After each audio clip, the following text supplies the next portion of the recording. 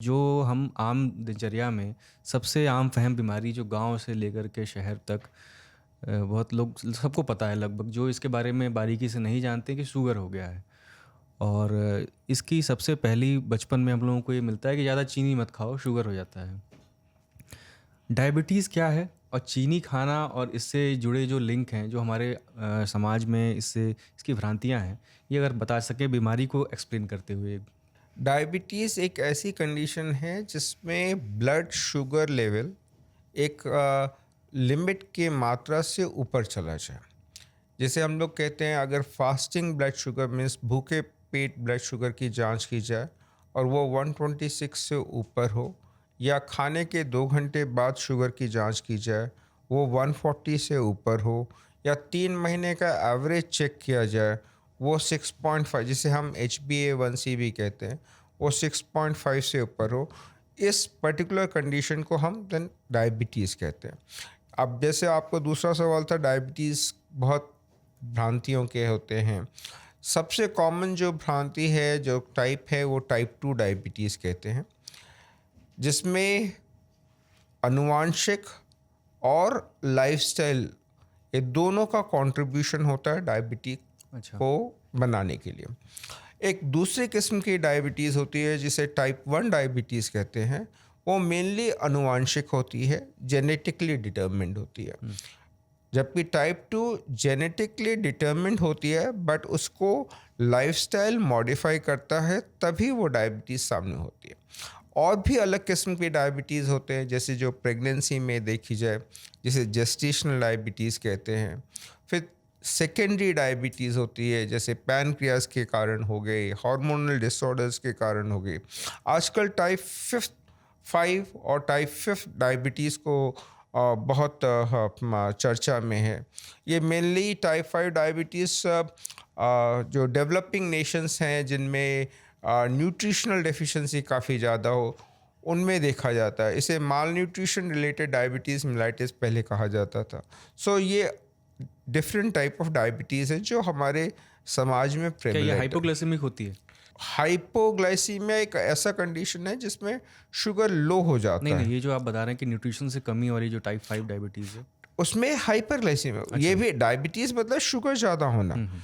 चाहे वो उसके अन्य कारण है। हुँ। एक जो कारण है जिसे टाइप 5 डायबिटीज़ कहते हैं, उसमें जो खाने की माल न्यूट्रिशन के कारण मसल मास की इतनी कमी होती है कि वो जो हुँ। नॉर्मल खाना होता है उसको आप मसल के रेगुलेशन मेटाबॉलिज्म में रेगुलेट नहीं कर सकते। हुँ। तो इसलिए वो ब्लड में सामने आ जाता है, जिसे डायबिटिक कहा जाता है। और जेनेटिक में क्या सिम्पटम्स होते हैं सर, और जो नॉन जेनेटिक है वो?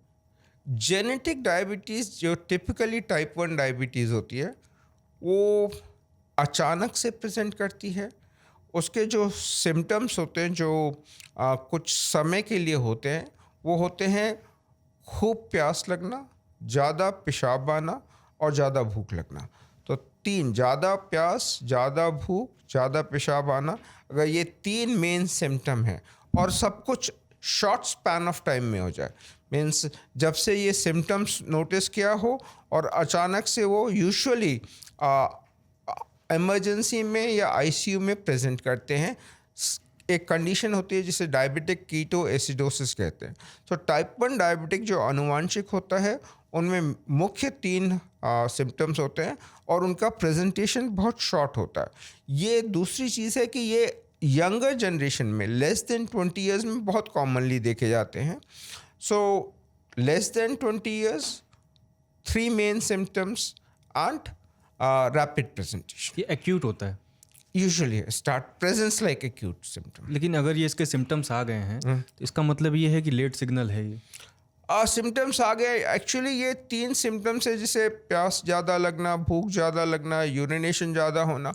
उसमें ये कॉमन सिम्टम है, उसमें ज़्यादा आदमी ध्यान देता नहीं। ओके ठीक है, गर्मी मौसम चेंज हो गया होगा, 2 ग्लास ज़्यादा पानी पी लिया, आज वह काम ज़्यादा कर लिया होगा, 2 चपाती ज़्यादा खा ली। सो इन चीज़ों पे ये 3 ऐसे सिम्टम हैं जो बहुत जनरल से सिम्टम है, तो इस पर ज़्यादा ध्यान जाता नहीं, इसलिए काफ़ी बार ये लोग मिस कर जाते हैं। और जो दूसरा टाइप 2 है सर? टाइप 2 डायबिटीज़ का 2 जो बेसिक कारण है वो एक तो अनुवांशिक होगा, साथ में उस पे लाइफस्टाइल मॉडिफिकेशन का असर होगा। सो एक पेशेंट जिसमें जेनेटिक बैकग्राउंड है, जैसे माता पिता डायबिटिक हैं, और उसमें लाइफस्टाइल जैसे खाने की मात्रा, खाने का कंटेंट, एक्सरसाइज की मात्रा, स्लीप पैटर्न, स्ट्रेस पैटर्न, ये सब अगर डिरेंज्ड होगा तो over a period of time they will start with diabetes. आजकल young generation means about 20-25, though I am coming across patients जो बहुत यंग हैं और फिर भी उनका शुगर 300-400 रहता है, और जिसका मुख्य कारण उनका लाइफस्टाइल होता यंग है, लोगों के यंग लोगों के। 300 अगर आपका आंकड़ा पहुंच जा रहा है ब्लड शुगर लेवल का, और क्या ऐसा भी हो सकता है तब भी कोई सिम्टम ना दिखे? हाँ, that's a very important question. 60 से 70% टाइप 2 डायबिटिक पेशेंट को मालूम ही नहीं होता कि उनको डायबिटीज़ है। वो तो कई बार हम जब किसी कारणवश वो लोग हॉस्पिटल आते हैं या कोई कैंप हम लोग ऑर्गेनाइज करते हैं, तो उनमें हमें मालूम चलता है कि या जब पेशेंट को एकम्पनी कोई अटेंडेंट कर रहा है, उनका भी रैंडम ब्लड शुगर करते हैं, तब मालूम चलता है कि इनको भी डायबिटीज़ है। तो 60 से 70% पेशेंट्स को मालूम ही नहीं होता। 30% पेशेंट को अगर उनका घाव कोई हो गया जो नहीं भर रहा हो, बार बार शरीर में फिंसियाँ आ रही हैं, लिंग में इन्फेक्शन हो रहा है, यूरिन में इन्फेक्शन हो रहा है, ऐसी स्थिति में हमें सस्पिशन होना कि इनको डायबिटीज़ हो सकती है, ये बढ़ जाता है।